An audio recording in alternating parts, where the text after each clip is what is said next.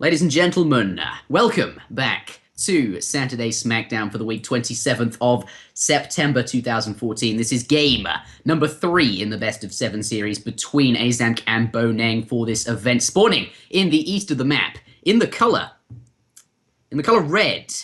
We have indeed Boneng playing as the Indians on this map right here. We were talking just before the game began. I'm going to say this again for the benefit of the people in the VOD who are watching that and obviously aren't here at the stream. They might be at the stream too. I don't know if you watch both. That'd be cool. Anyway, India, very strong civilization on this map. And of course, Boneng is going to select that for this map. That's what he's doing there. Starting with... that's quite a lot of wood, actually, I'd say. Oh, no, there's a coin crate there as well. Yeah, it's standard. Yeah, okay. 300 wood for the Indian player there. We'll see what he does with the wood in a moment. But on the other side of the map, in the colour blue, playing as the British here, we have indeed Aizamk. He lost the previous game, therefore he gets a responsive pick this game. Of course, Boneng selecting India. And in response to that, Aizamk has chosen British. Of course, I'm not too convinced that British is certainly quite good against India. I think it definitely can compete. But I think maybe a factor here, Aizamk obviously being a very strong vanilla player. His background is primarily on vanilla, and he's more comfortable, I suppose, with vanilla civilizations, particularly British. It was always a civ he was quite good with, and I think that might have influenced his pick here. Going for the early market there, starting with 100 extra coin for both players. Of course, that happens on Mongolia. You get 100 extra coins. Zuta, what do you think of this matchup? A couple things to mention early on. First of all, that Aizamk did get a very good gold mine spawn, which is something that can be very influential on this map just in general.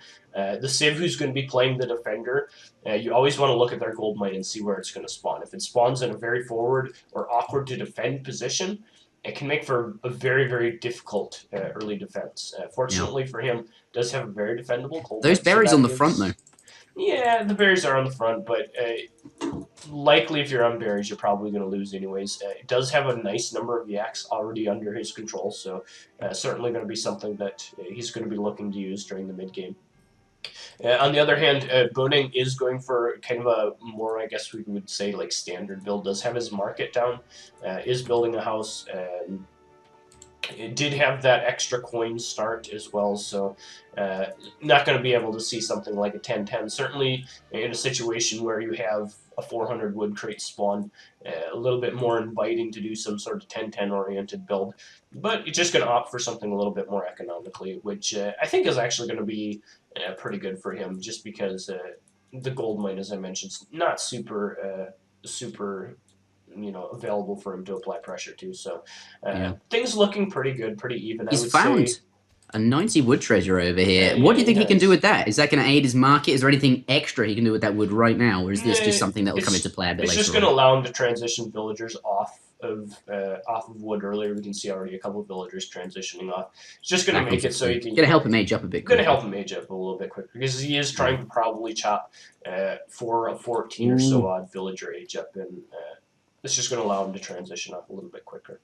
Yeah, a couple dead cows. Dead cows. Definitely a very nice treasure find there. But yeah, a little bit of conflict over the cows. I think not quite sure who they belong to. Probably Aizamk, because he's got less explorers on this map, and well, it's going to be harder to get them back to your town here. But certainly identifying that he can't have them, and he doesn't want his opponent to have them, so no one can, deletes them. Yeah, and I mean this is really a good map for India, specifically because there are so many yaks available, and by allowing the India player to have as few as possible, it's certainly going to be beneficial to him. Obviously, ideally, he'd like to have them back in the space where, by the looks of things, he's building a livestock pen, is going to try and use them for a very strong mid-game boom.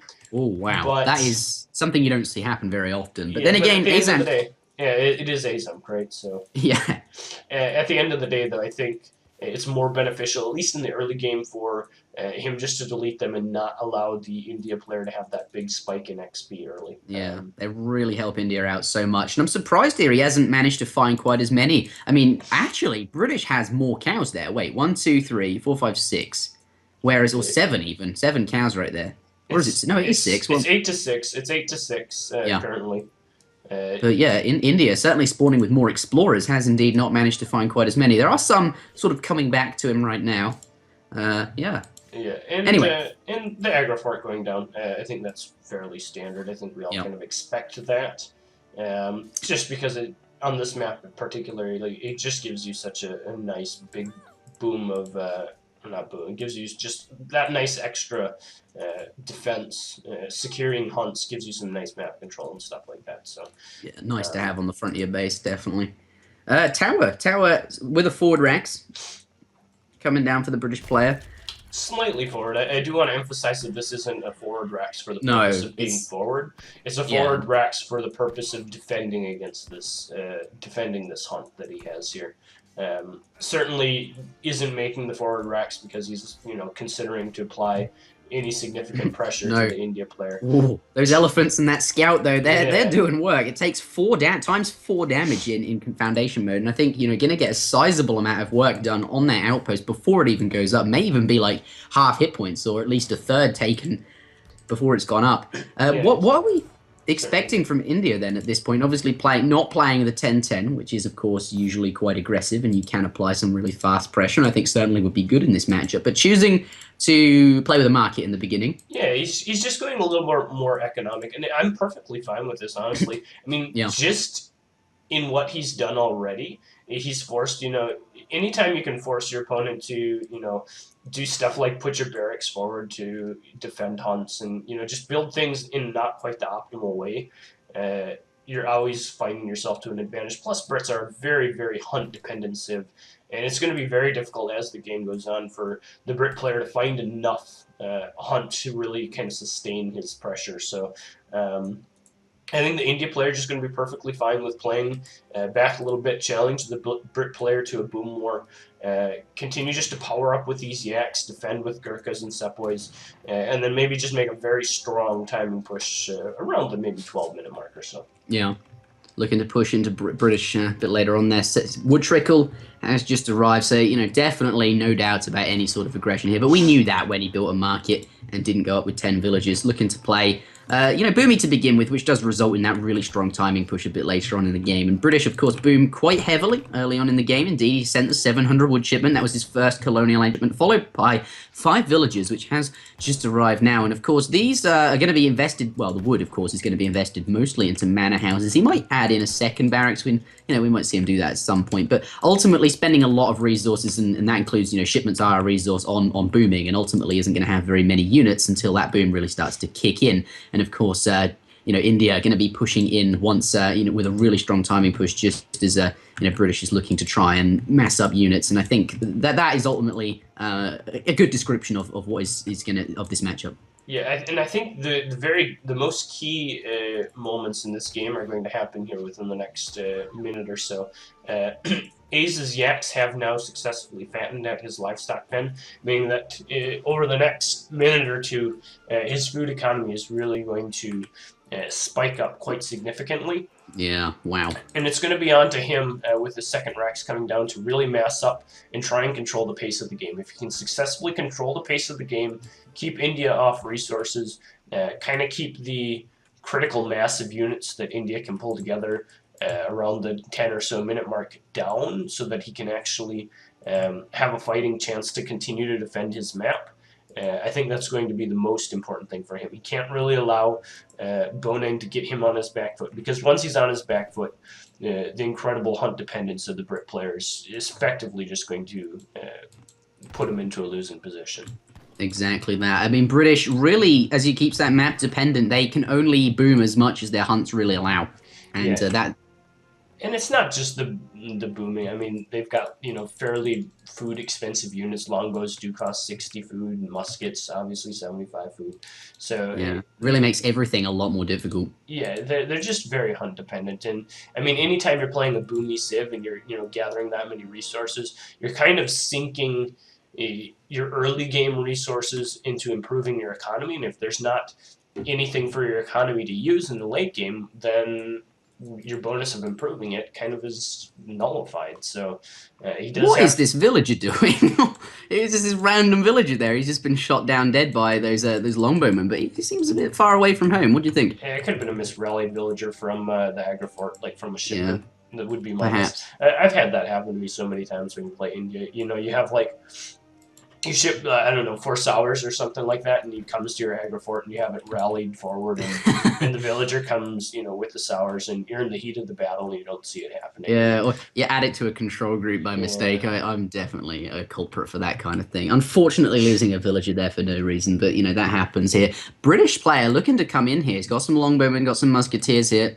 Is he looking to mount an aggression? I feel as if that's not his aim right now. I think perhaps actually just looking to do a little bit of damage. I mean, he has only just finished booming here. Doesn't want to get caught. Doesn't want to lose a lot of stuff. It does have some Hussar coming in as well, so certainly doesn't want to lose too many of his infantry before he can, get those Hussar in the mix. But the Brit player actually looking to have a fairly nice little mass here coming together.